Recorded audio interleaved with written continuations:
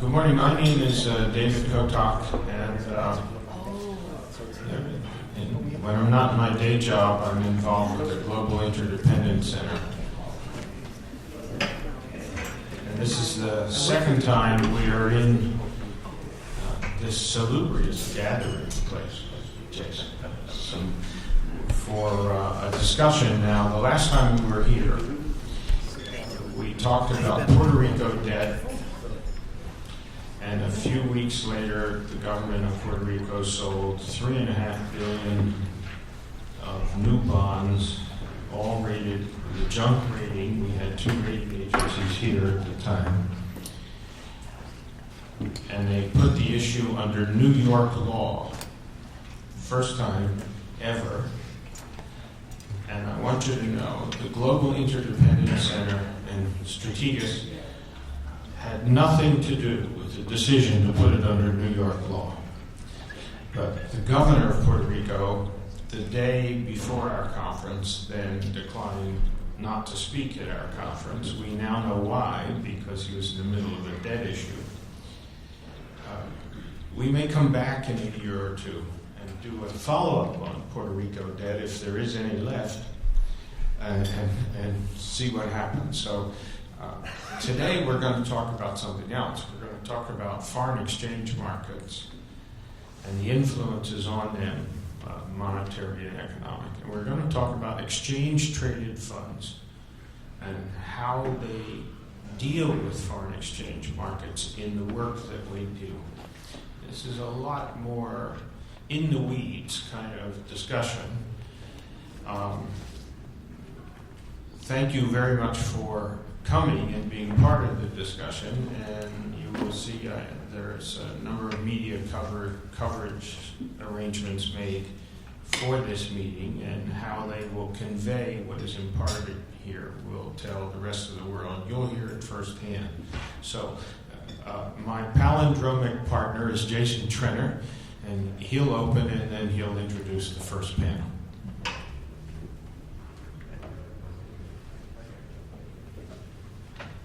Well, thank you very much, David. It's I have to say, I have to commend you on your timing. I think the Puerto Rico event couldn't have been any better timed. In some ways, I'm hoping this is well timed. In other ways, I'm hoping it's not, because that means perhaps something, some dislocating market force, maybe ruining the beginning of our summer here. But I wanted to welcome all of you this morning. I wanted to thank the Global Interdependence Center. I wanted to also thank, obviously, David Kotok for his tireless work to organize the event and coming up with such interesting and such topical events. Wanted to thank all of our clients from Strategas Research Partners to be here. We like to consider ourselves the one-stop shop for macro is our tagline. So I think combining, obviously, what's going on with the currency markets and what's going on in the ETF markets seems like a very natural fit. When I got out of business school many years ago, my first job was to be a sales trader on an FX desk at a large bulge bracket bank. And I had, of course, I'm this romantic, I tend to be overly romantic about things, and I had all these visions of myself, having breakfast with central bankers in Zurich and, doing all these kind of fancy things. And I was sitting next to a guy named Noodles, and we were watching the 5-minute moving average versus the 10-minute moving average dollar mark.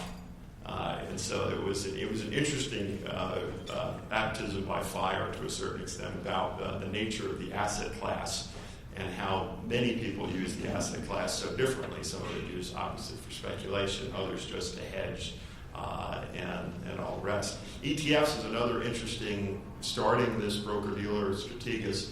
ETFs has also been a very interesting development to a certain extent because of its asymptotic rise. It's kind of remarkable to see something grow so quickly. Usually that's not a good sign. Usually there's things in there that are a little bit perhaps risky. all of our clients are institutional investors. I think there's a misconception, generally speaking, to think that ETFs are a retail product. And I can tell you that as an institutional broker-dealer, probably about 50% of the trades that we see on a daily basis are actually through ETFs. So you see an awful lot of, now maybe particular to us, but about 50% of all ETF trading is done by institutions, not by retail investors. So in any event, we have a wonderful, Global Interdependence Center has an absolutely wonderful group of esteemed economists today. It's coming at a very, very good time, I think, given what the ECB, given some of the comments they've made recently, given what Mr. Draghi is talking about, the potential for some sort of currency competition around the world. It's a very, very good time to discuss this topic. So I wanted to thank you all for joining us this morning. At this point, I'd like to turn it over to one of my partners, the Chief Economist of Strategas Research Partners, Don Rissmiller.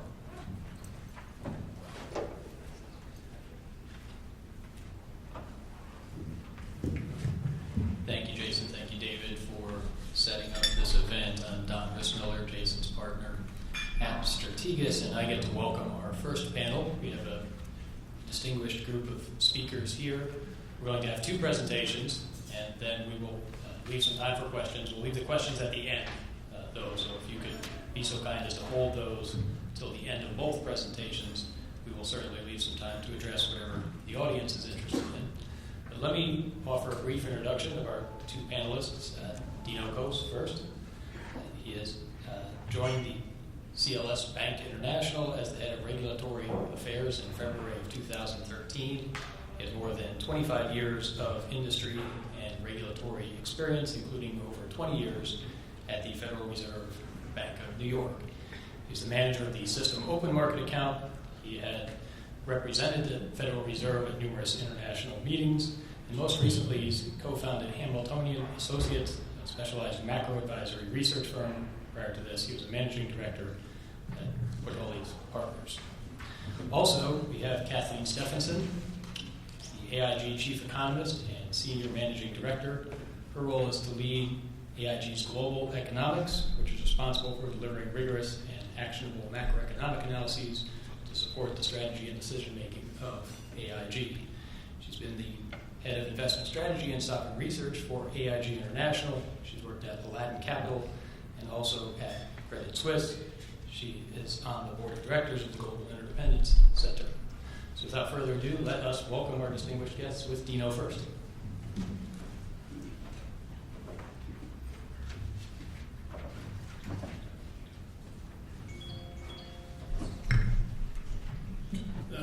Hi, good morning, everyone, and it's nice to be here. David, thank you very much for the invitation.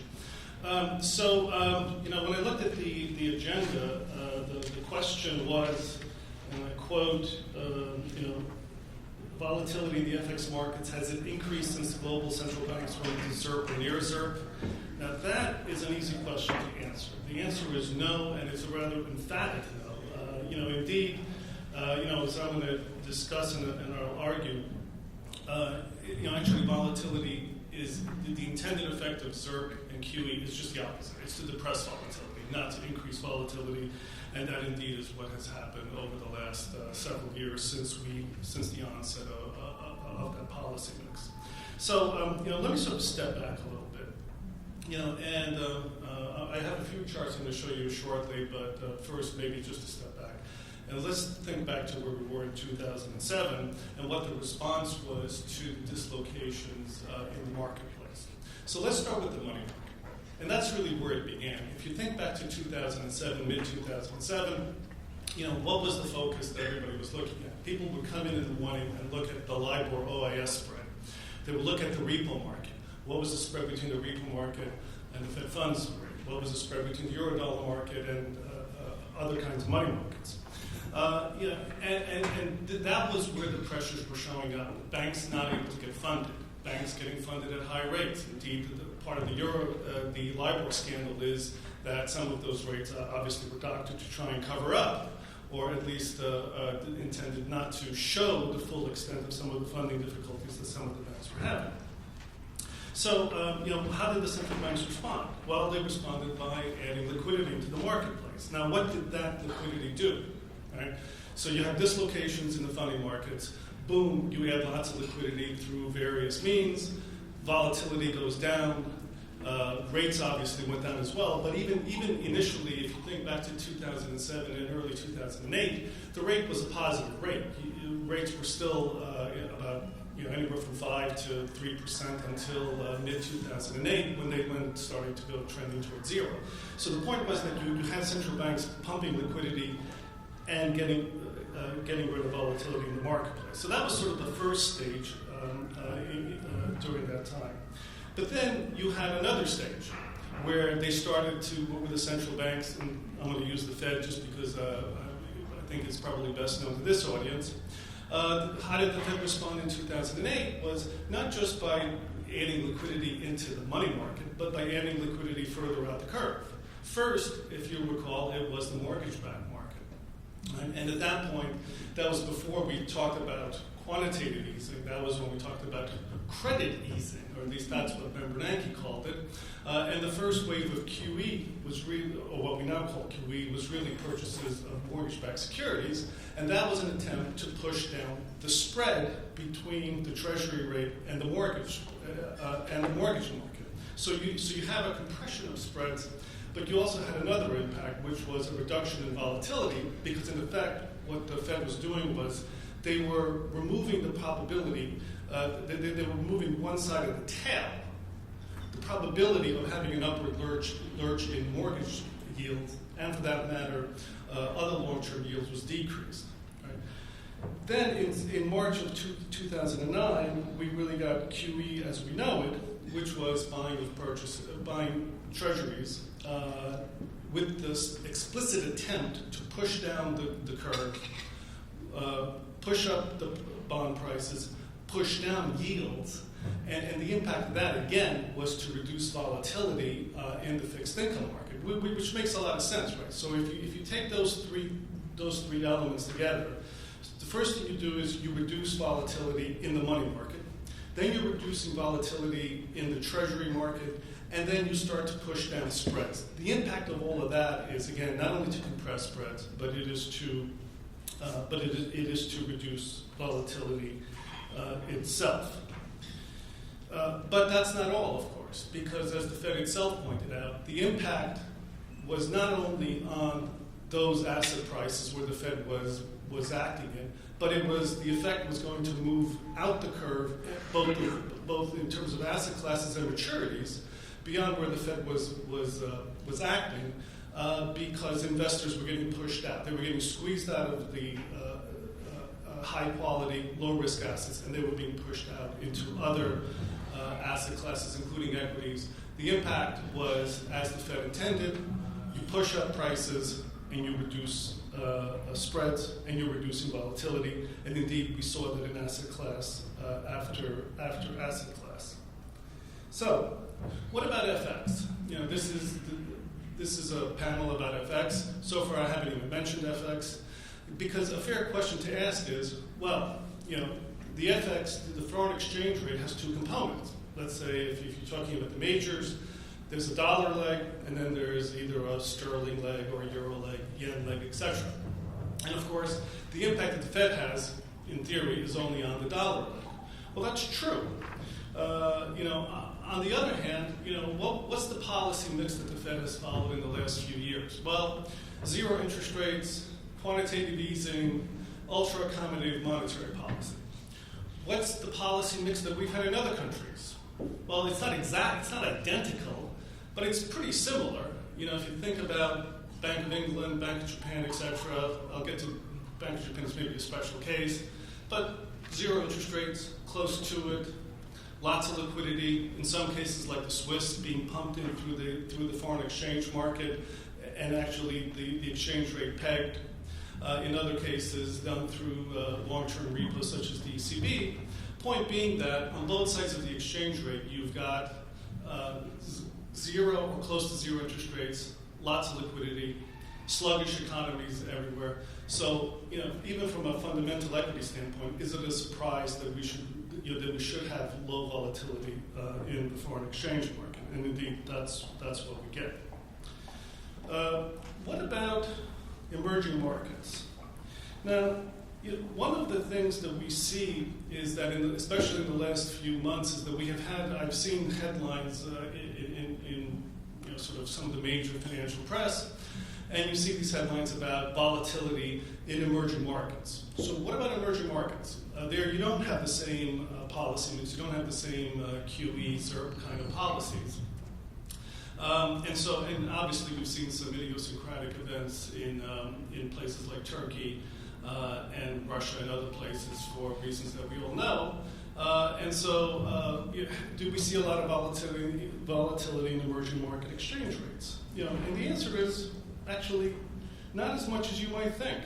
Slightly higher, but not really. And even last year during the so-called taper tantrum, the upward move in volatility was actually pretty modest. So let me just show you some charts real quick.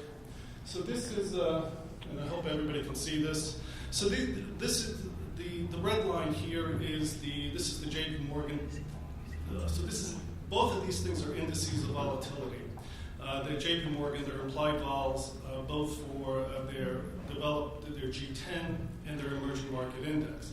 And what you see is that actually the two move together pretty well. There's not a great deal of variation. There are a couple of places where they do diverge, but then they quickly come back. The other thing you'll notice is that actually vols are really low.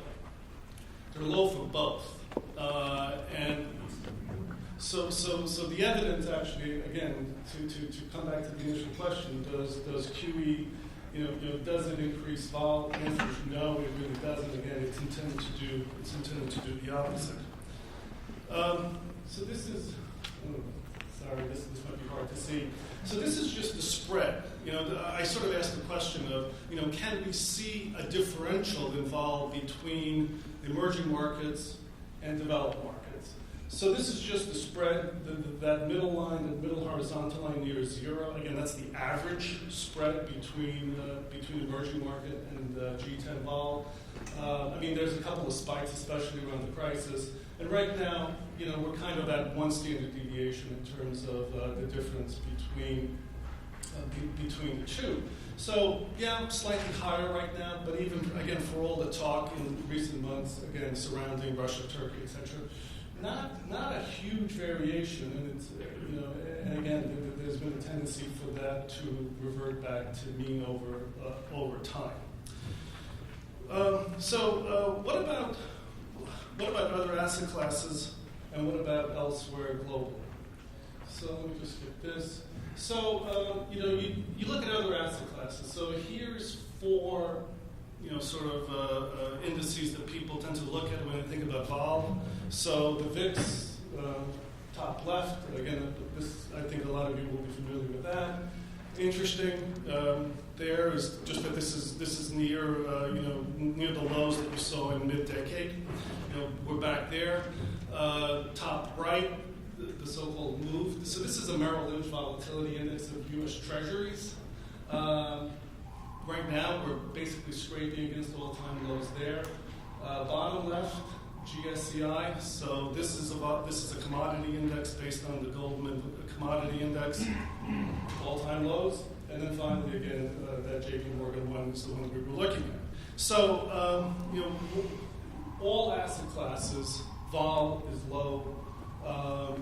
Again, it's the causes are kind of interesting. We can talk about that later, perhaps. How about elsewhere? So these are, I just picked the FTSE, the Euro stocks, the DAX, the Nikkei. These charts begin to look alike after a while. And again, if you think about what I said before about where other central banks are in their policy mix, perhaps that's not surprising. Now, I'm going to skip ahead a little bit. So these are the same charts that I showed before, but now I've plopped in sort of the time frames for QE1, QE2, Operation Twist, QE, and then finally the beginning of the taper. To me, the most interesting chart here actually is the top left, the VIX. Because you look at the spikes and you look at the beginning of the next Fed operation, and the two are actually, at least visually, there seems to be, a bit of a relationship. So you have, the spike involved in spring of 2010. What was that for? Was it Greece? Maybe it was Greece. Maybe it was the talk about an early exit. We don't know. But you had the spike. Bingo, you had QE2 that was announced in Jackson Hole that summer, which the market seems to have anticipated, and we had, vols quickly came down. Then you had the government shutdown and the fight over the debt in mid-2011, spike in vol, bingo, you have Operation Twist, which then is followed up by QE3. So, I point that out only because, if one wanted to sort of see, if one wanted at least visually think about a possible reaction function, it seems like that's what the Fed was responding to. And that makes sense because to the extent that the Fed was looking for a wealth effect to generate consumption, then each time you had a dent in that through a reduction in equity prices and a move up in equity volatility, bingo, the Fed seemed to have reacted. Cause and effect, I don't know, but again, it's just visually one can kind of look at that, come to one's own conclusion.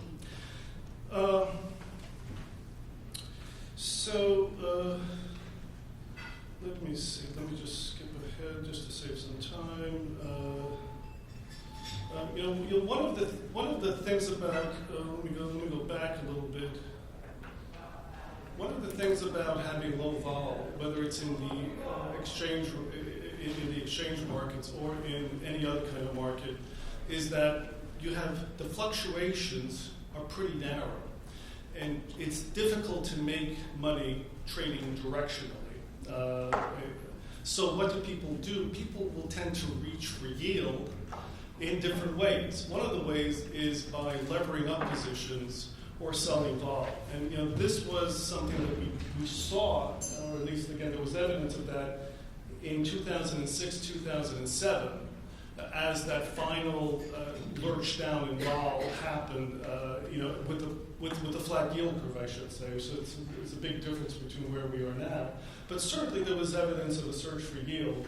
And one of the things that does worry me a little bit is that same process may repeat itself in this cycle.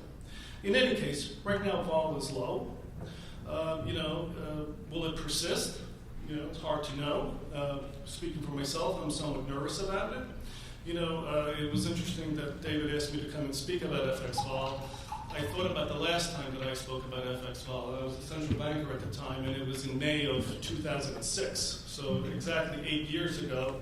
And my message at the time to the audience was that sort of all the reasons for that very, very low vol in FX that you see up there wasn't well understood, but one shouldn't necessarily look for it to persist. And the risks were rising. And I sort of feel like there's some elements of that story that I can use in this context as well. What exactly are the reasons for this low vol? Well, perhaps in the Q&A session we can get into that. I know Kathleen will talk about the great moderation as one possible explanation. That does worry me a little bit, to be honest with you, because that was one of the explanations that was used to explain low vol mid-decade some years back. And sort of the view was, well, the volatility of output is low, volatility of inflation is low, and the thinking was that, well, policymakers had kind of cracked the code, central bankers were doing their job better, then of course vol should be lower.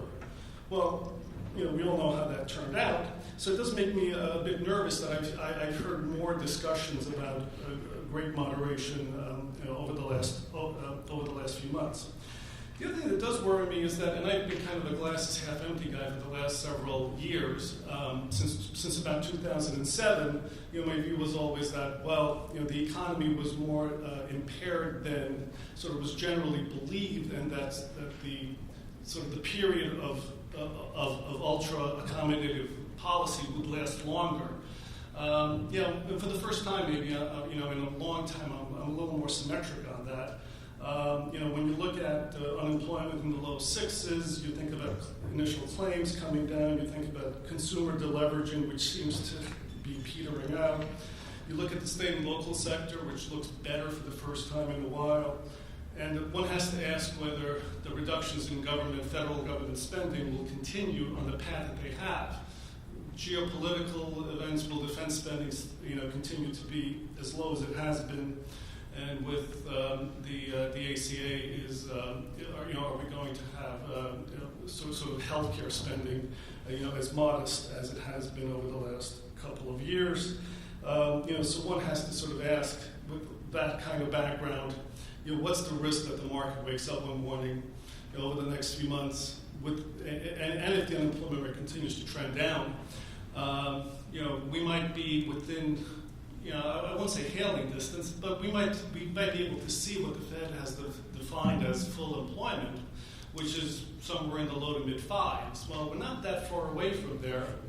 Sort of inflation control seems to be doing okay, but what's the risk that the market wakes up one day and says, hey, if slack is being taken out of the system, and if the unemployment rate is getting to a point that's almost, quote, normal, then how does one think about a negative Fed funds rate of about 1.5%, which is roughly where we are now?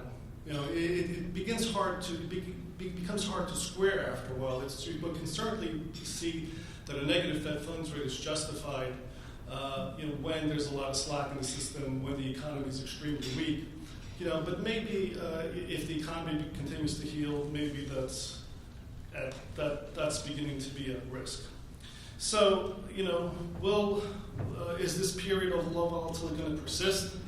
Well, it's hard to say. I'm a little nervous about it. But one thing is for sure, which is that once the policy mix does change, both here and elsewhere, volatility will rise, and it could rise a lot. So let me turn it over to Kathleen.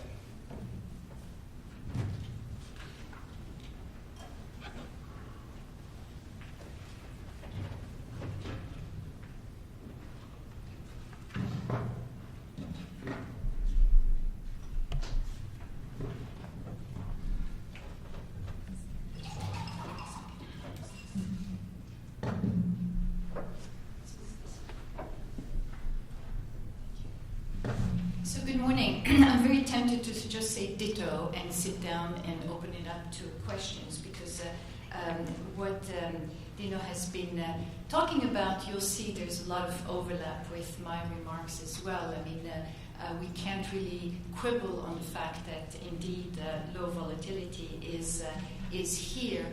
I might just digress a little bit, but I think that at the end of the day, the interesting part of this session will be in the Q&A, in that I think people will start to ask, well, what do you think about the next stage, whether we are going to see the continuation of volatility being low or whether it will indeed essentially increase. Just again, some historical perspective.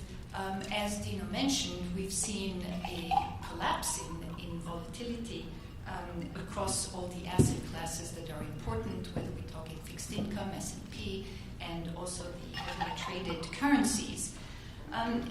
If you look a little bit further into history of the past couple of decades, you can make an argument that volatility has been low for a long time, excluding, of course, the crises. And the question is then, why is that the case? And I would venture to say that to some extent, it has to do with the transparency of monetary policy and perhaps the fact that central banks have had a credible reaction function. We're talking the Taylor rule, we're talking even the Greenspan telegraphing markets to some extent. Now, post-crisis, as Dino mentioned, the QE was indeed quite important in reducing or keeping volatility low. Although there are, in my opinion, other factors that play a role as well. But just to quote outgoing Governor Jeremy Stein, essentially he thinks that QE3 in particular, particular has been an important aspect to buttress the forward guidance, serving as a credible signal to the path of federal funds rate. And when you look at that, you go back, and these are lessons that the Fed has drawn from the essentially a reaction to the crisis, because it wasn't always the case. And I think Dino did touch on this. So the Fed had started to buy mortgage-backed securities, but back in 2010, when the Fed stopped buying these securities, essentially we saw a pickup in volatility. Buying risky assets essentially was taking the volatility out of the market. So by stopping that process, you started to see the recovery in volatility. So the timing of ending these purchases back in 2010 was clearly premature. And the reason for that is that the private market was not ready, if you will, to step in and provide the necessary liquidity for the well-functioning of the markets. So the markets then became vulnerable to shock, and we saw that very vividly with the European crisis. So such market volatility essentially forced the central bank to rethink the exit strategy, and we've seen it, in fact, adopt a whole series of new QE, rounds of QE. And I think that the way to think about this is that the private sector demand for cash remained high at the time, and it forced central banks to continue to provide the liquidity. So, in other words, swapping cash for riskier asset took place, but swapping cash for consumption, and even now we're seeing investment, is a much lengthier process. And this requires, if you will, central banks to continue to assist in providing liquidity. And if you take a look at this chart, which is straight out of flow of funds data, so it is the provision of credit instrument. You see the red bars is the Fed. And because the private sector has not essentially produced instruments yet, the Fed has to step in, and was the sole player in town back in 2009 and 2010, then tried to ease off, but clearly had to come back. And even now you can see that it is still playing an important role. So it seems to me that in addition to monetary policy transparency, and it's playing, as per this chart, a very important role, we have to ask ourselves whether there are other factors that are at play here in keeping volatility low. And one aspect that we might think about is when you look at the excess reserves at the Fed, to what extent is the transmission mechanism is still impaired in terms of the financial accelerator, if you will, and that leading essentially to better financing conditions. And it seems that that is still in the works of mending. So that also is keeping volatility low.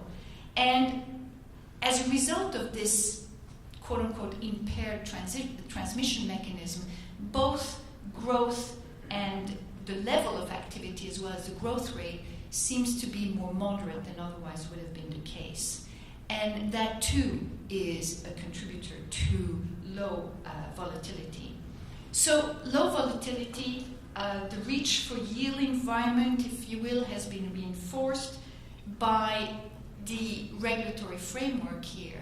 And that's another factor, in my opinion, that is keeping volatility low, in the sense that the leveraging up, maybe it's only starting now, but certainly over the past few years, that had not been the case. So that also is contributing to low activity, volatility. So in that framework here, we should continue to see this low volatility quite for some time. So I'm going to just move along because Dino had shown these charts that are quite compelling in terms of low volatility. And take a look at this one. Maybe we should stop here for 2 seconds. What's interesting here is on the right-hand side. So the Japanese and the euro, the volatility there, clearly it shows that the markets are responding to monetary policy, or at least to the central bankers. So if you take a moment on the red line, which is the euro, you can see that volatility had been somewhat high, not surprising given the crisis, but then you saw the speech by Draghi when he mentioned that the central bank, the ECB, will do whatever it takes to control the situation. And that speech was a real change in the situation. Volatility essentially dropped very rapidly. So that shows you markets taking comfort. If you now look at the blue line, which is the yen, what's interesting there is that when Abenomics was announced, volatility increased as markets were trying to figure out what does this mean for the yen. And it's only recently that it's coming down again. So in reaction to the fact that you've got now a clearer situation with regard to the Fed, but also I think because of how stable in a range the dollar yen has and the dollar euro has euro yen has remained. So this, in my opinion, underscores perhaps the fact that monetary policy and the signals of monetary policy is playing quite an important role. In terms of correlation, I just, and this is to add to what Dino was talking about in the emerging market arena. So here you have the cross correlation between the dollar and the emerging markets currencies, the major ones.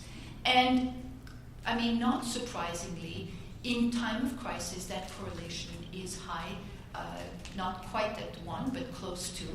And it's, again, the central bank speeches and the central bank actions that have helped the correlation to normalize, if you will. So the Super Mario speech, the Draghi speech, really was a turnaround here as well. And then you started to see some action when you had the tapering announcement. And it's only recently, as the markets are realizing that the Fed is moving in a very transparent way, that the correlation is coming down again.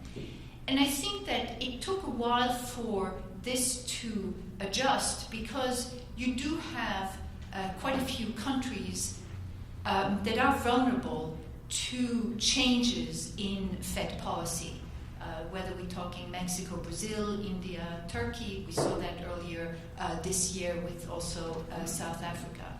So I think that here the vulnerability of the exit strategy of central banks and the Fed in particular could continue to have some impact on the emerging markets currencies. So in terms of the next move, what is likely to happen? Are we likely to continue to see volatility being low as central banks and the Fed, Bank of England presumably, will start to consider exiting, or are we likely to see an increase in volatility? Well, when you look at the pickup in growth, starting with the fundamentals, it's likely to be moderate for a couple of reasons. First of all, there's no demand trigger in the global economy that could really bring the growth rate, the trajectory of the growth rate, to a higher level. If you look back in the 1990s, you had the Great Moderation / IT revolution that propelled economic growth and the global growth. In the decade of the 2000s, we remember that we had, certainly prior to 08, we had the very strong demand trigger from China, which propelled both the US advanced economies in general and global growth as well. This time around, we don't have that.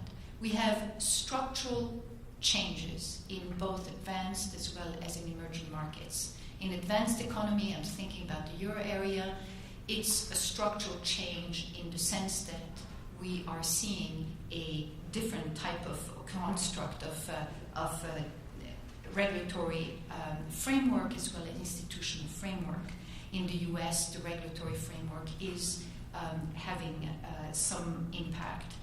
In the emerging markets, we think immediately China, the structural change there. So when we are in a transition period and the sectors that are typically the growth drivers are no longer the growth drivers, that has an impact on growth. Growth will be slower. Inflation will be lower for a protracted period of time. And I think we are not at the end of that time frame. We are probably in the beginning. It takes a long time for these structural changes to take place. So global growth will be moderate for that reason. And the other aspect is that we have overlaid on this longer-term structural dynamics, we have the cyclical changes. And the cyclical changes will be that, yes, Q1 was abysmally weak due to weather, maybe some other dynamics. And yes, Q2, we see compelling signs of a pickup. Is this enough to convince markets that we are back on trend? Well, evidently not if you look at the 10-year at 250. I don't know what it is to this morning. But, in essence, we might see some ripple effects here in terms of volatility as markets start to price in these cyclical dynamic within that longer-term structural issues. So what this means is that we will have bouts of volatility, but I don't think necessarily that you will have here a fundamental change, if you will, in the volatility, that it will remain relatively low. Now, that being said, there is a technical aspect that could bring about a bit of volatility, and maybe Dino can talk more about that, his regulatory background. But with the new rules that are in place, both the Basel Capital and the Dodd-Frank, these will impact the liquidity across asset classes. So institutions need to raise more capital, reduce risk-weighted assets. That could create some imbalances that would be prone for somewhat higher volatility. But by and large, and I'd like to conclude with this, is that low volatility is due to essentially transparent monetary policy, weakened transmission mechanism, and the structural shift in the global economy. And going forward, we might see some bouts of volatility as there is a shift in the policy regime, as we might see a shift in the growth trajectory, the regulatory environment. But as long as growth, and by that I mean global growth, remains moderate and inflation low, because of these structural changes that I talked about, my sense is that volatility will remain low as well. And I think that this should open the session for a Q&A, because I can't imagine that everybody will agree with that. Thank you very much. Thank you, Kathleen. Thank you, Dino. We will open the floor for questions. We have a microphone that is being passed around, so if you could wait for the microphone before asking your questions so that everyone else can hear, we would appreciate it. Any questions from the audience? Sir.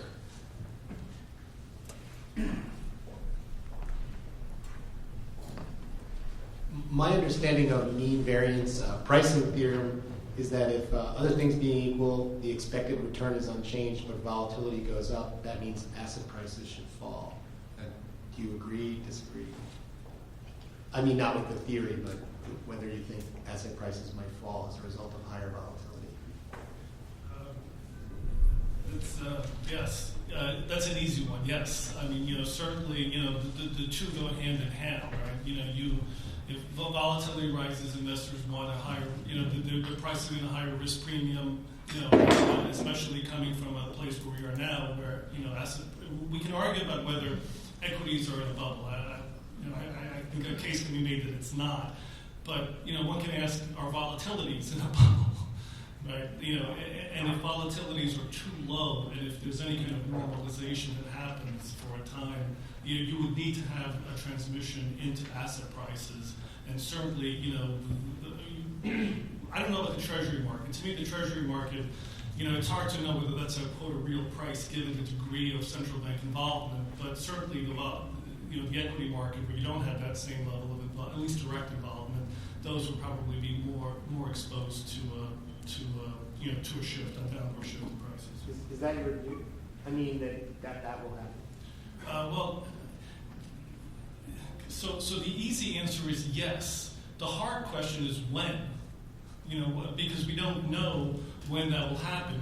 In 2005, 2006, there were, and a lot of people were observing, the low vols, the tight spreads, the sort of risk premiums, which have been really compressed. And so a lot of people were anxious and nervous about that, but the timing was the hard part. Because I remember going to, I was a central banker at the time. I remember going to meetings in Basel and having 20 central bankers around the table and having this kind of a discussion. But of course, we came back a year later and we were still saying the same thing. So then you begin to doubt, yourself. You begin to doubt the thesis, because the timing just isn't working. So so certainly here, I think it's the same. It's the same kind of situation where, I think the thesis you've laid out, I agree with, but, is that a 6-month time horizon? Is it a 12-month time horizon? Is it a 3-year time horizon? That's the hard part. I think that there's a little bit of a difference this time around, and, almost stating the obvious. And when the Fed is essentially taking risk out of the market, and it distorts, if you will, the typical relationships that you just described. And it seems to me that these adjustments then in pricing of assets will take place once you start to see a shift in what the central bank is doing as a major purchases of assets. So inevitably, you will have to see some repricing there, particularly in the fixed income arena. Maybe I can just add, because I think Kathleen makes a really important point that I should have made as well, which is that, in 2005, 2006, that period of low vol, we can argue about what role the central banks had that. My own view is that the role was actually pretty small, that was, if you will, market-driven, with search for yield, sort of selling of all, lots of reasons. In this case, actually, the central banks are leading the charge, right? So the central banks, in my view, sort of are the driver behind the spread compression, the low yield, and the vol compression. So so you're almost, again, I was trying to hint at this in my remarks, which is that actually, the most important thing is sort of at what point does that regime change? And then again, you kind of end up coming back to, well, the ultra-accommodative policy will get removed at a time when macroeconomic factors are going to be conducive to that regime shift. Now, again, you still come to the question of when, that's the hard part. Is that going to be in 2014, 2015, 2016? Hard to know. So do you think the causality will reverse? Right now you're saying the central bank is impacting volatility. Yes. Will it, and it's gone back and forth because Stevenson talked about, or I think you talked about, you got a bounce in volatility and the central bank had a reaction function immediately to come in and ease. Is there a point where you think that causality will reverse or normalize? Right now it's not normal. So I think that it could normalize when the economy has been completely mended, and that when is going to be a few years down the road. I don't believe that we are seeing here an economy that is yet completely in a new equilibrium, if you will. There are a couple of things here to keep in mind. One is that with this shock of 2008, we are on a lower growth trajectory. And so we have lost some GDP, and we still are looking at excess capacity. Some of it will never be recouped. And we can achieve a growth rate that is now, let's say, at or slightly above the new potential, but I don't believe that we can go back to where we were prior to 2008. So what that means is that a confluence of sectors and markets still have to adjust to this new equilibrium. And it's only once growth and inflation start to pick up a little on a stronger trajectory that this will take place. So, for example, you take the equity market. In my opinion, we've only seen the first two stages of the equity market recovery, namely that we've seen labor cost reduction, or cost in general, labor as well as interest rate cost reduction. What we haven't seen is the revenue growth aspect. And that will only come once the purchasing power of the consumer has been reestablished. And we haven't seen that yet. It's in the process. It's a very slow process, though. So as long as you start to see this mending, I don't believe that we are back to a change as such. So let me, if panelists agree on everything, it's a boring panel. So let me agree with most of what Kathleen said, but disagree with one or two things. So I agree with the point about lower potential. I think that it's clear. I think the Fed actually was really slow in recognizing that potential had come down. They sort of, if you look at their forecast at the beginning of the year, in 2009, 2010, 2011, 2012, the forecasts were pretty high, sort of estimates of, somewhere in the threes. And during the course of each year, those forecasts came down as the economy didn't quite match up. So I think that was just sort of a symptom of the fact that potential has come down. Is it in the low twos? Is it 2? Is it below 2? It's hard to know, but it's less. It's a good deal less than it was 10, 15 years ago. In fact, one of the comments about the current cycle is that capital spending has been weak. Well, another way of saying that is that actually capacity expansion has been weak. We haven't added that much in capacity, not as much as we normally do in an upturn. But what that also means is that if growth, let's say for the sake of argument, potential growth is 2%. That means that 2.5%, which is a really weak economy historically, it means that actually is working away at the slack slowly, but it's doing so. We could have a big argument about labor participation. Probably a lot of people here have looked at that. It's low historically. But if some of that is being driven by demographics, or a good chunk of it might be driven by demographics, and if you read Stock and Watson and some others, that's the argument that they've made. Well, if that's the case, then you're not necessarily going to get a big increase, even if the economy does get a lot stronger. So what that does mean, in my view, is that you actually might be closer to the point where, sort of the Fed has to confront questions about how much slack is there really in the system. There may be a lot less than it presumes, and if so, they may be faced with a question about appropriate policy much sooner than we all think. And again, sort of what I kind of put on the table is you have a 6.3% unemployment rate now. It's come down a good deal over the last year, 12, 18 months. Is it that much of a stretch to imagine a world where the unemployment rate is 5.7, 5.8% later on this year? And if so, which is almost at the Fed's estimate of full deployment, then you really kind of have to ask yourself a question. Is a negative real Fed funds rate under the order of 1.5%, is that still the right rate? Other questions from the audience, David? A question for Dino and a question for Kathleen. For Dino, a technical question. The reverse repo, RRP, which is now rolling out in size and adding players that otherwise were not directly involved. In your view, does it reduce vol another notch down? And is the Fed becoming the lender of first resort, not last resort? For Kathleen, it took the Cape Town meeting in November of 2008 a coordinated global policy change to unfreeze markets.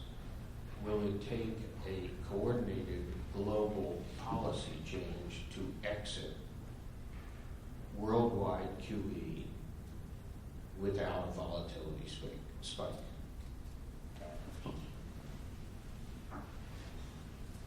You can go first. Yours is the more interesting question. I don't know.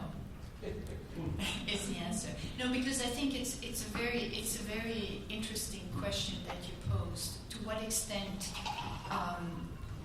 will it take this coordination or not? You take a look, for example, what has happened to sterling at the time when the market still is convinced that the BOE is going to be the first central bank to exit. Now there is talk that 250 on the 10-year yield here is because the ECB is about to enter a form of QE in June. So you start to have these strange dynamics in terms of market chatter that I'm not completely following, particularly the ECB thing. So my sense is that each central bank will look at their own domestic factors, knowing that in the global arena, inflation is remaining very low, and that gives central banks some degree of freedom to be more gradual, if you will. Why am I convinced that inflation is going to be low? You continue to see disinflation in China as long as you have the structural shift there, and you continue to see disinflation in Europe, particularly because of the very slow mending, in the sense that the institutional framework there is really the key driver, if you will, the build of that institutional framework. So, with low inflation, central banks will essentially be mired in this kind of extremely gradual dynamic in terms, and will have a hard time exiting, I think, the zero interest rate policy. But whether it's coordinated or not, I don't know. So before I get to your question, to me, just on this point, I don't know if it's going to be coordinated, but there sure as hell will be a hell of a lot of discussion among the central banks as as some of the majors begin to plan exiting, you kind of saw the reaction of the emerging markets just in the last couple of months.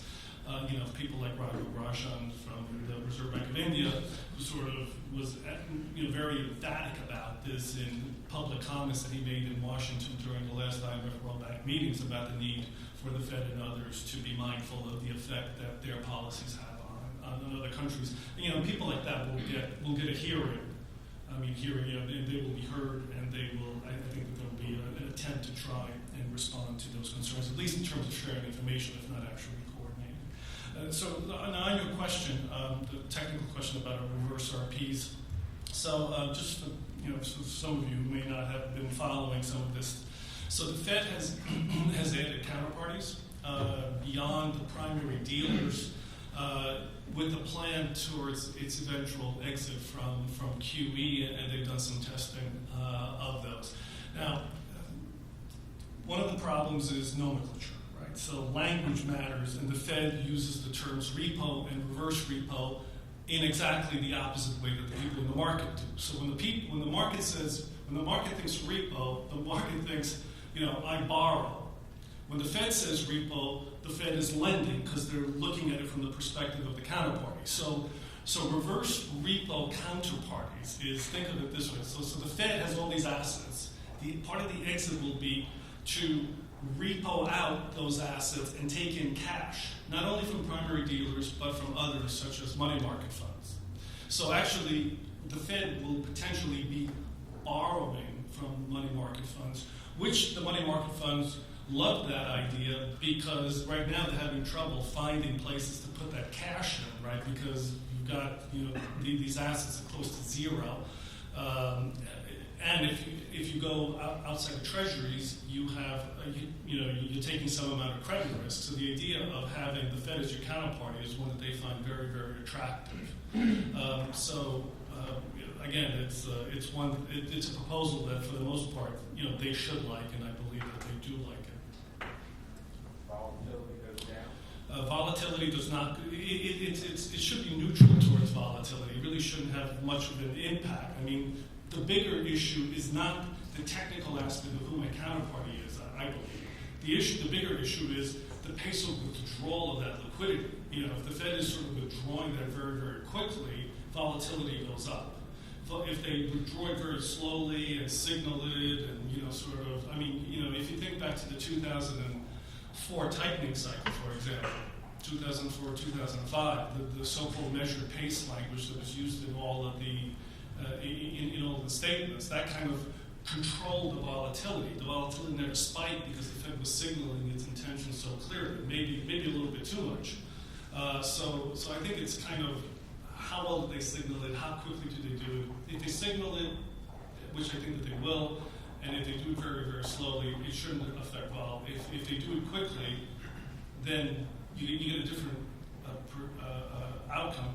And that, again, the pace of that withdrawal will ultimately come back to the questions we were talking about just a little while ago. How much slack, how much inflation, how quickly do they feel like they need to move? But I think that it could, it could bring some volatility if there is a change in the yield curve. So they have to be almost like yield curve neutral. We have time for one more question in the middle here. Hi. I remember when FX markets used to actually be fun. When you could speculate, you could punt, you could go and buy your pesetas for a much higher yield than your Deutschmarks, and hope that there would be a narrowing of the spread. And there used to be a time when FX markets caused central banks and governments to act rather than the reverse. Do you think it's possible that all that's happened recently is that vol has been temporarily suppressed and there are underlying fundamental changes which are building up to a potential explosion in FX vol, which will start again to dictate life to central banks and governments? So I think that the fact that you've had a number of currencies that have disappeared, and you have essentially now the dollar and the euro as the large markets has played a role there.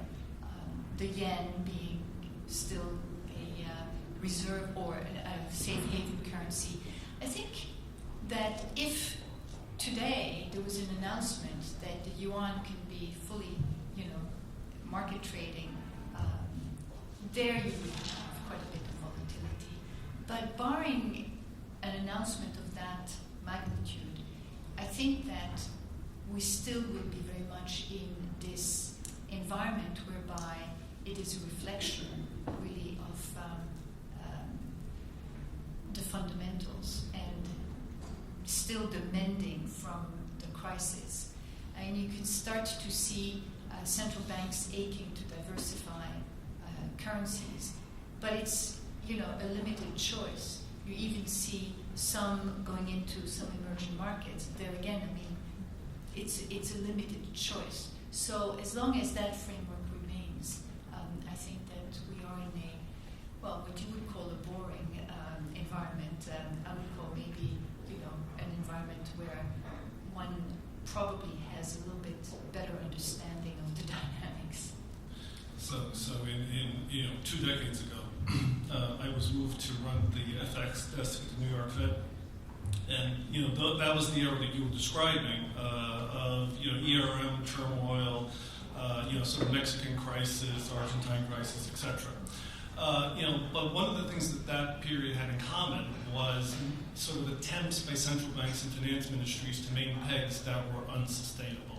So when you talk about dictating, the markets dictating to the central banks, usually it was they were sending a message.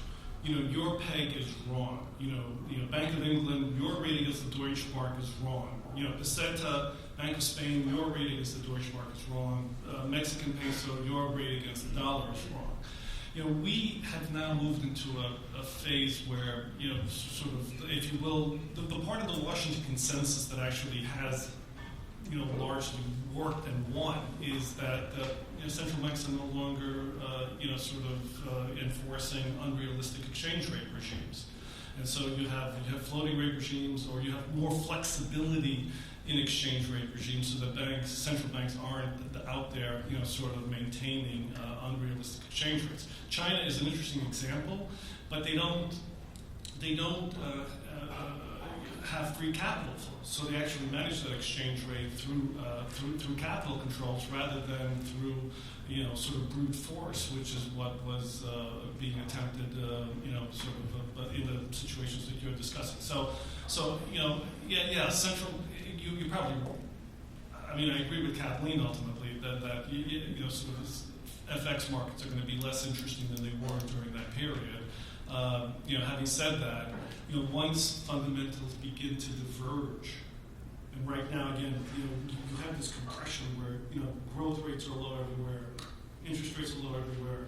So once you begin to get divergence, you will get higher vol, you will get sort of more directional opportunities, but probably not on the same variety that you described. Which just as a last comment, what's interesting is that for different reasons we have a very synchronized global cycle, which essentially underscores your point. Please join me in thanking our panel for 2 wonderful presentations.